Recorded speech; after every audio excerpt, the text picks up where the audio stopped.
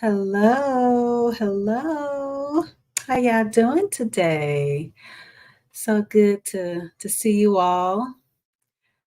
This is going to be a tough one today that I'm going to talk about, but I know this is something that I've I had to talk about. This is something that I've only discussed with myself and that I've only played over and over again in my head, but never really talked about outside of therapy. But of course, I've talked about everything in therapy. But I thought that it was important and hopefully helpful to others to hear this, to know this, to understand me.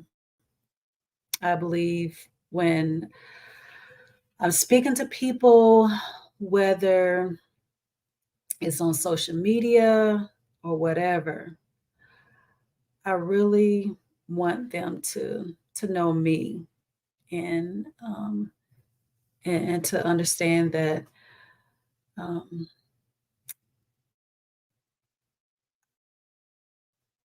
I I want people to learn from my experiences, and I try to be an open book. I, I try to, and I really believe that our stories and our experiences are to help others. So, so here it goes. I've been married twice, and I've been divorced twice. And a lot of people would look at it as a failure. And I definitely did, especially after my second divorce. My first, I probably shouldn't have gotten married. I was young. The marriage was verbally and physically abusive. And I got out, thank God. But my second marriage was much longer. It was 14 years. But he decided to leave the marriage. So it wasn't necessarily my choice. So after that marriage, I really thought, okay, I have really failed. I am no good at marriage. I am never going to get married again. This is just not for me. But it's been almost 4 years now since my ex left, and it has brought about a lot of self reflection and self awareness.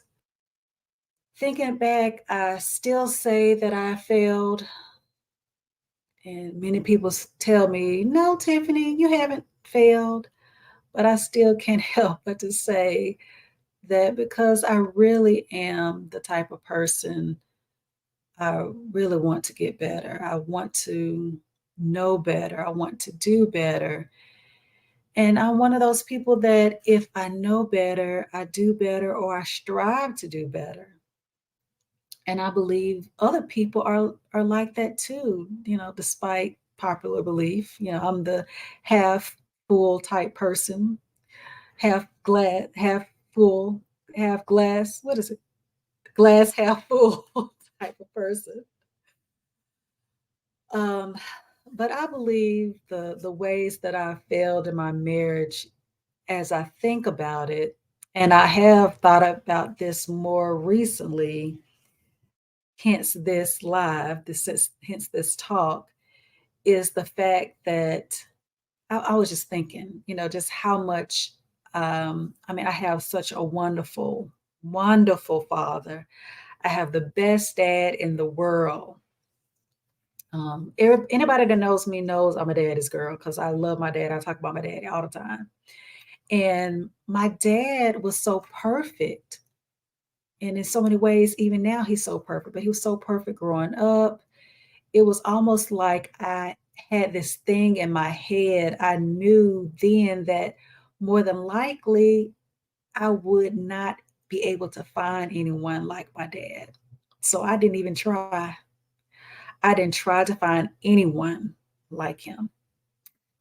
And I will say that was probably the biggest mistake that I could have made was to not look for someone like my dad because he's a good man. So I think sometimes we as women who have been raised by loving fathers and know them to be loving fathers and loving husbands. I mean, my mom talks about how he's a good husband. That's how I can say he's a good husband and have had that example. I don't think we should take it for granted. I think at times people they talk down on mama's boys or daddy's girls, and in some ways it's a good thing that boys look for, women that are like their moms, and because they love their moms, and I think girls should look for men like their dads because they love their dads. There's something about them that we love and admire. And in order for us to transfer that love, that same love, that unconditional love, that honor, that respect to a romantic relationship, I think it's really important. So that's the first thing that I feel like that I've learned in my self-reflection and self-awareness journey post-divorce. Um, and I would say the second thing that I failed at is not getting over unresolved trauma, or maybe not even knowing that I needed to get or needed to heal from unresolved trauma. And I experienced quite a bit in my lifetime. I've been the person to always seek help for the most part as far as therapy, but sometimes know, you just don't know what you don't know. You don't know to what extent you might need therapy. And when you are in therapy, it's so important to be open, to be honest with your therapist, because that's really the only way that they will be able to really help you. So, not to say that I was never open and honest, but I probably could have been more open and honest. And I probably could have gone to therapy a little bit more consistently. I started going to more therapy sessions throughout my second marriage. So that definitely helped me. And it helped, um, I believe, as it relates to unresolved trauma that I had, I started seeing some symptoms that had turned up in my marriage or my marriages. Things like communication issues. I was not very good at expressing my thoughts. I was not very good with speaking up for myself um, because of unresolved trauma, because of the fears of rejection, the fears of people not being proud of me or not accepting me, the fears of disapproval, which caused me to not necessarily speak my mind. And not saying that it was anyone's fault, but it was just something that came out of the trauma that I experienced. And I believe another thing that really caused me to have a trauma response in my marriages was people pleasing. And till this day, this is something that I really struggle with.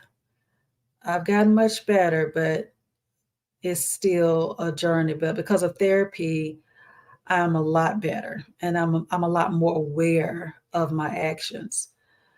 But I could say this is something that has hurt me um, in my marriages. People pleasing was a really big one. And I would really say it caused me to also have some confidence or lack thereof, confidence issues. And the confidence showed up in expressing myself and how I presented myself to the world, even though I felt like I was being my real, authentic, true self. But in so many ways, I was not, because a lot of things I couldn't accept myself, the type of person that I was. So I hid behind different things and or the person that I really wanted to be. Whether it was in my marriages or in friendships or whatever the case may be, I allowed those unresolved issues or the unresolved trauma to impact my confidence, to impact the way that I related to my exes, and even setting boundaries. Now, it was hard for me. And I guess that came out in the people pleasing. I didn't have good boundaries.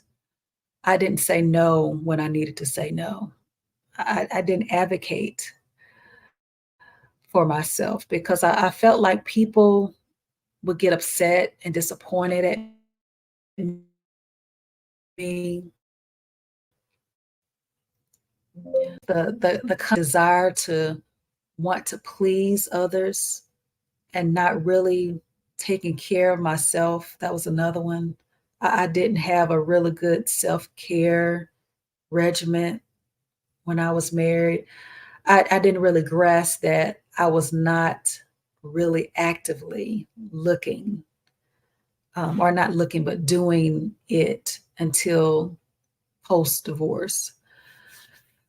So I will encourage you, I would encourage anyone, no matter how old you are, whether you are in your 20s, if you are a teenager, or if you've been married before, uh, if you haven't been married before, it doesn't matter because here I am. I've been married, I've been divorced twice, and I have learned so much from my failures in my marriages.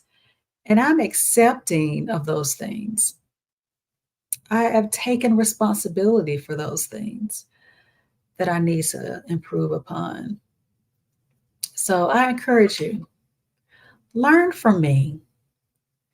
People say that you can learn best from your experience, but you can learn from my experience, the experiences that I've had, and can probably go through more things. I know I can go through more things that I've learned from my marriages, but those were just the main things that I really wanted to speak on because I believe those were the most significant things. Those things came to the forefront of my mind more than anything. So I hope that you were able to get something from this talk. I pray that you're able to really hear my heart in the talk, and I will try to do more of these. Of course, I've talked about co-parenting for quite some time now and continue to. And this is definitely one area that impacts co-parents. It impacts our ability to be the best version of ourselves for our children. So until next time, be the best parent, be the best version of yourself that you can be. And till then, yeah, have a good one.